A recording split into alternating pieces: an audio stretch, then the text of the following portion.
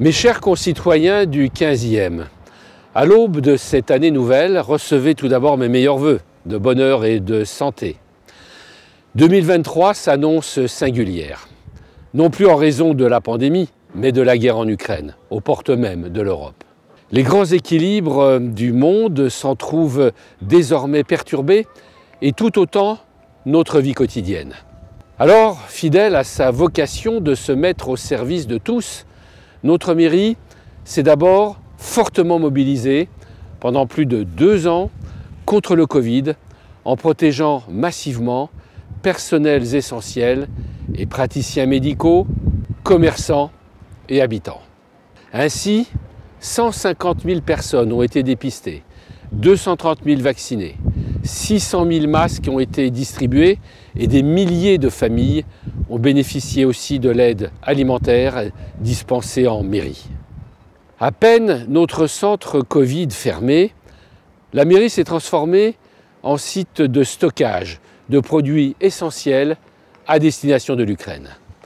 Le centre d'accueil de la Porte de Versailles a hébergé 500 réfugiés chaque jour dès son ouverture. Cette solidarité à l'égard des plus vulnérables s'est bien sûr également concrétisée par le renforcement des dispositifs de soutien. Un espace de vie sociale supplémentaire, bientôt un nouveau centre social, au bénéfice des populations du 15e affectées par la crise du Covid et de nos aînés, des familles monoparentales et des étudiants, le 15e étant devenu le 2e arrondissement universitaire parisien. 2 nouvelles maisons de santé conventionnées en secteur 1 ont ouvert et 2 autres verront le jour afin d'échapper à la désertification médicale qui nous menace. La politique de santé est ainsi devenue une politique à part entière de la municipalité. 2022 a d'ailleurs été une année charnière grâce à la nouvelle politique de territorialisation par un transfert de compétences aux maires d'arrondissement, avec notamment l'autorité fonctionnelle sur les services dans des domaines essentiels, tels que l'entretien de l'espace public ou la sécurité, puisqu'a enfin été créée une police municipale complémentaire de la police nationale. Encore faudra-t-il que des moyens conséquents en budget et en personnel soient affectés aux arrondissements. Dans la concertation, donc, 2022 a vu l'engagement de la première édition du dispositif Embellir votre quartier, couvrant les territoires des conseils de quartier Emerio, Zola, Violet Commerce et Saint-Lambert. Plantation d'arbres, élargissement de trottoirs et de pistes cyclables caractériseront l'aménagement de nombreuses voies, dont la rue de la Croix-Nivert.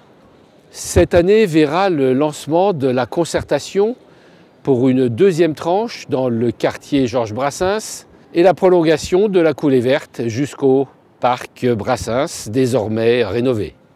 L'aménagement urbain du 15e connaîtra donc de très profondes transformations avec également la réhabilitation des 6 hectares de l'Aqua Boulevard et de la Cité des Frères Voisins, l'extension du parc et du stade Suzanne Lenglen à l'issue de la rétrocession de la moitié des 7,5 hectares de l'héliport demandé depuis tant d'années, la requalification des 50 hectares de la Porte Brancion, le passage d'un urbanisme sur dalle à un urbanisme sur rue dans les secteurs Bargues, Falguères, Procession et aussi Maine, Montparnasse sur 9 hectares, avec la démolition-reconstruction de la tour Montparnasse, du CIT, de la barre de la CNP, avec aussi l'embellissement de la porte d'Issy et la réfection de la dalle et de l'impasse Keller. Vous pouvez bien sûr participer à la révision du plan local d'urbanisme et du plan climat qui façonneront le Paris des 20 prochaines années. Quant à la transformation complète du parc des expositions, elle est à l'arrêt, provisoirement, en raison de l'accueil de pas moins de 8 épreuves olympiques et paralympiques l'an prochain, ce qui nous incite à accélérer certains travaux, comme la remise à neuf de la piscine de la Plaine, qui rouvrira à l'automne, la rénovation de 2 terrains de foot à Suzanne Lenglen et Rigoulot, ou encore la réfection du gymnase Falguères, tant attendu. afin de renforcer l'attractivité culturelle du 15e, en plus de l'agrandissement du conservatoire. Pour faire de nouveau souffler l'esprit de Montparnasse, le carré Brassens-Brancion est désormais doté des crédits qui feront de cet équipement un ensemble culturel pluridisciplinaire vraiment hors norme. Bien d'autres réalisations, bien sûr, marqueront 2023. Afin de mener à bien tous ces projets dans l'intérêt de tous, merci de vos contributions et de votre implication dans nos instances de concertation, les conseils de quartier, le SICA, le budget participatif, toutes les consultations locales. Vous rendre la vie plus belle est notre seule ambition. Je forme donc avec Agnès Séveraine et toute notre équipe le vœu que 2023 nous permette enfin d'envisager l'avenir avec davantage de sérénité et de préparer de meilleurs lendemains pour Paris.